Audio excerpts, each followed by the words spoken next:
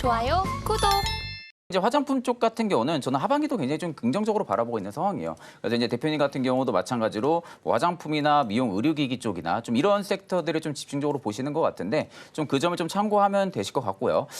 그래서 제가 이제 아모레퍼시픽 이야기를 좀 하다가 제가 이제 화장품에 대한 좀 긍정적인 뷰도 이야기를 많이 했었고 아모레퍼시픽에 대한 뭐 하반기 긍정적인 뷰도 이야기를 좀 많이 했었는데 제가 일단 또 오늘 준비한 공략주 같은 경우도 화장품 쪽에서 일단 가지고 오긴 했어요.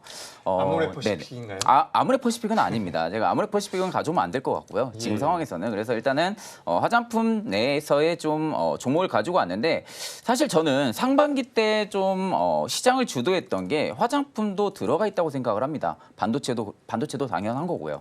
그럼 일단은 화장품 쪽도 마찬가지고 반도체 쪽도 마찬가지고 결국 상반기 때 주도했던 기업들이 어느 정도 주가가 기간 조정이 좀 나와주게 되면은 다시 한 번 더 시장에서 또 부각을 받을 가능성이 이제 좀 높거든요. 뭐 그렇다고 지금 펀더멘탈이 훼손된 부분들도 아니고 모멘텀이 훼손된 부분들이 아니라고 하게 되면은 실질적으로 저는 다시 한 번 더 시세가 좀 펌핑이 나올 가능성이 좀 높다라는 관점에서 일단 제가 가져온 기업을 누구나 다 아시는 기업일 거예요. 실리콘투를 좀 가지고 왔어요. 실리콘투에 대한 이야기 굉장히 많이 들어보셨을 겁니다. 일단 실리콘투 같은 경우가 이 K-뷰티에 대한 인지도 부분들이 굉장히 좀 많이 확충이 되면서 패션이라든지 식음료 이쪽으로 지금 카테고리 확장을 많이 하고 있는 상황이거든요. 그러니까 지금 전반적인 유통에 대한 부분들의 카테고리를 전부 다 확장을 시키고 있다고 하면 됩니다. 그러니까 결국에는 뷰티 쪽에 대한 부분들에 집중 공략이 되어 있던 부분들이 이젠 좀 세분화가 많이 되고 있다는 거죠. 이 점은 일단은 외형 성장에 대한 키를 좀 가지고 있다라고 생각을 하고 있는 상황이고 또한 지금 실시간 음악 차트인 이거 헌터 차트 이 부분에 지금 한류 팬덤 플랫폼까지도 사업 영역을 확장을 하고 있다고 합니다. 그러니까 결국 지금 패션이라든지 식음료 이런 쪽까지는 이해해 볼 수 있는데 음악까지 일단은 지금 번져나가고 있다는 거. 그러면 결국 지금 K라는 단어에 붙어 있는 카테고리 전부 다 확장을 시키고 있다고 볼 수가 있겠죠. 그러면 결국 실리콘투에는 외형 성장, 즉 이제 증권사들의 리포트 역시도 굉장히 긍정적으로 나올 수밖에 없다라고 저는 생각을 좀 많이 하고 있습니다.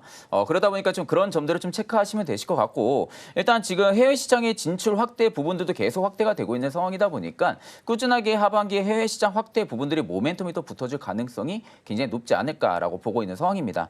그래서 이제 실리콘투 같은 경우도 해외 유통이라든지 영업 쪽도 굉장히 잘하고 있는 기업이다 보니까 실적 부분들은 저는 오히려 상저하고 패턴 흐름들이 또 나와줄 가능성도 굉장히 높다라고 보고 있는 상황이다 보니 좀 그런 점들을 좀 체크하시면 되실 것 같고 일단 저는 지금 자리 일단은 추세 반전이 일어날 수 있는 가장 좀 이상적인 자리라고 보고 있는 상황입니다. 그래서 이제 목표가 같은 경우 제가 47,000원대를 좀 보고 있는 상황이거든요. 일단 이제 47,000원대가 좀 박스 상단 라인이에요.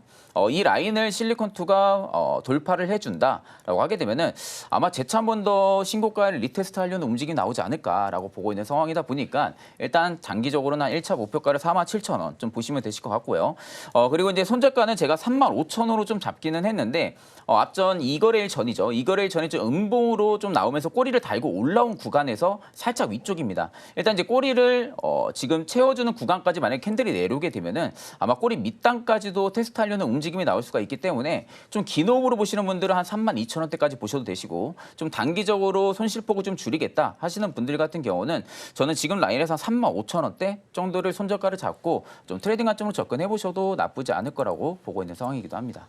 네, 일단 뭐 실리콘투가 실적적인 부분에서 굉장히 안정적인 실적이 나오고 네네. 있는데 그런 과정에서 이제 외형 성장까지도 이제 외형 확대까지도 진행을 할 수 있다는 내용들이 많이 부각이 되는 것 같습니다.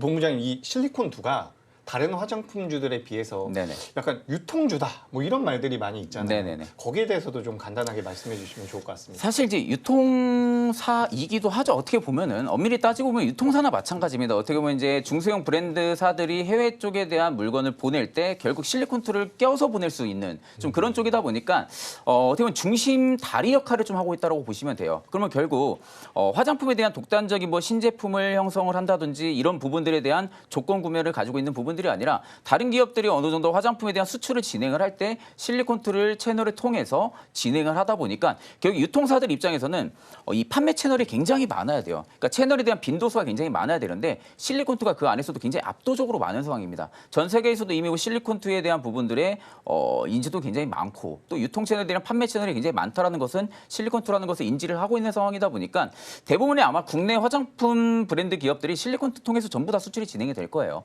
그러다 보니까 우리가 좀 유통사에 대한 성격을 좀 가지고 있다라고 생각을 하시면 되는데 일단 시장에서 움직일 때는 전형적인 화장품에 좀 많이 색깔이 치우쳐져 있어요.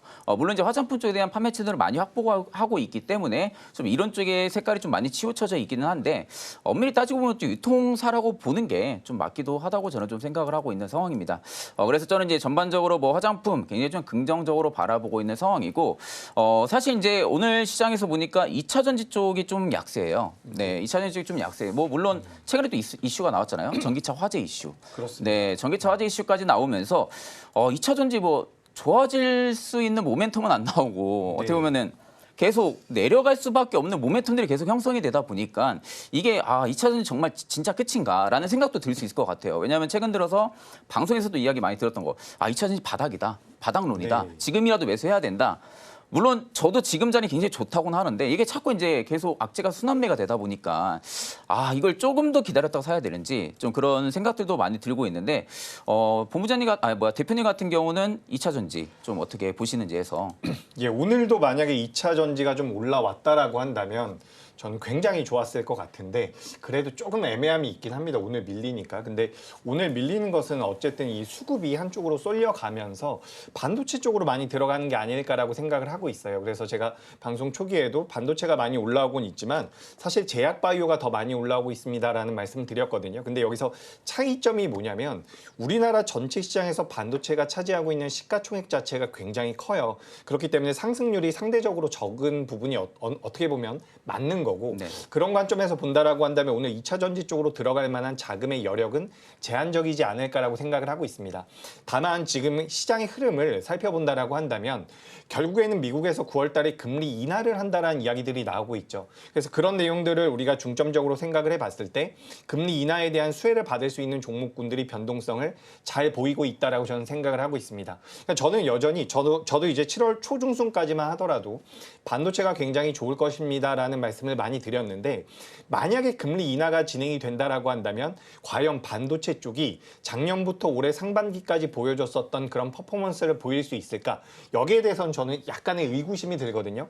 그렇다라고 한다면 하반기 때 우리가 어떤 종목군들을 봐야 되고 어떤 업종이 강세를 보일 수 있을까? 여기에 대한 고민이 필요한데 제가 봤을 때 일단 제약 바이오는 가장 좋을 가능성이 높다라고 보고 있습니다. 그래서 뭐 최근에 코로나라든지 그리고 또 해리스 트레이드 쪽과 엮여가지고 마리화나와 관련되어 있는 종목군들도 변동성이 굉장히 컸죠. 어떻게 본다면 제약 바이오 쪽에 강력한 상승 모멘텀들이 계속해서 만들어지고 있는 부분이기 때문에 우리가 제약 바이오도 보는 게 맞는데 어쨌든 여기서 큰 범주는 성장주 쪽에 대한 모멘텀들이 부각될 가능성이 높다라는 부분입니다. 그래서 최근에 우리나라 시장에서 좀 특징적인 부분을 본다면 넥슨 게임즈 같은 종목들, 게임주죠. 대표적인 게임주인데 넥슨 게임즈도 우리가 성장주로 우리가 분류를 하고 있는 부분들이 있거든요. 그렇기 때문에 전반적으로 성장주 쪽에 좀 자금이 들어오는 게 아닌가라는 생각이 들고 있어요. 오늘 오랜만에 또 이제 엔터주들, JYP 엔터라든지 SM 같은 경우도 현재 SM도 9.5% 정도의 반등이 나오고 있거든요. 이런 종목군들이 전부 다 성장주라는 거죠. 그래서 우리가 그런 관점에서 봤을 때에는 2차 전지 오늘은 약세를 보이고 있지만 이것은 반도체 쪽으로 자금이 많이 몰려갔기 때문에 2차 전지에 대한 수급이 공백이 생겼다라고 저는 생각을 하고 있는 부분이고 하반기까지 본다라고 한다면 저는 반도체보다는 성장주 쪽으로 좀 자금이 몰릴 가능성이 높다. 그래서 오늘 반등이 강하게 나오는 종목군들 중에서도 성장주가 많이 있기 때문에 저는 이 명분이 좀 더 신빙성, 신뢰도를 좀 높일 수 있지 않나라고 생각을 하고 있고 그런 관점에서 본다라고 한다면 저는 2차 전지 쪽 같은 경우는 좀 보실 필요가 있다라고 생각을 하고 있습니다. 다만 모든 종목이 올라가진 못할 거예요. 근데 최근에 이제 대장주라고 할 수 있는 LG 에너지 솔루션이 어느 정도 하반 경직을 보여주고 있는 과정에서 오늘 같은 경우도 이제 장 초반에 상승을 보여줬었던 기업 중에서 대주전자재료라고 하는 기업이 있습니다. 이 기업 같은 경우도 이제 많은 투자자분들이 알고 계실 가능성이 높은데 실리콘 음극재와 관련되어 있는 기업이죠. 근데 과거에는 이제 이 실리콘 음극재가 프리미엄 차종이라고 하죠. 하이엔드 차종이라고도 하고요. 그래서 이제 굉장히 가격대의 변화가 적은 차종에만 사용이 됐다라고 한다면 지금은 이제 EV3라든지 중소형이라고 표현하기보단 저가형 그렇죠. EV 쪽에 많이 사용이 된다라고 한다면 앞으로는 이제 대주전자재료 같이 새로운 기술력을 가지고 있는 기업들 같은 경우는 성장주 강세장에 들어갈 경우에는 주가 흐름이 좀 긍정적으로 나오지 않을까 저는 그렇게 생각을 하고 있습니다. 그래서 오늘 대주전자재료에 대해서 관심을 좀 가져보실 필요가 있다. 이렇게 좀 준비를 해봤고요. 현재 10만 9,600원대에서 거래가 되고 있는데 목표가는 12만 2천 원 그리고 손절가는 10만 원으로 이렇게 좀 의견을 드려보도록 하겠습니다.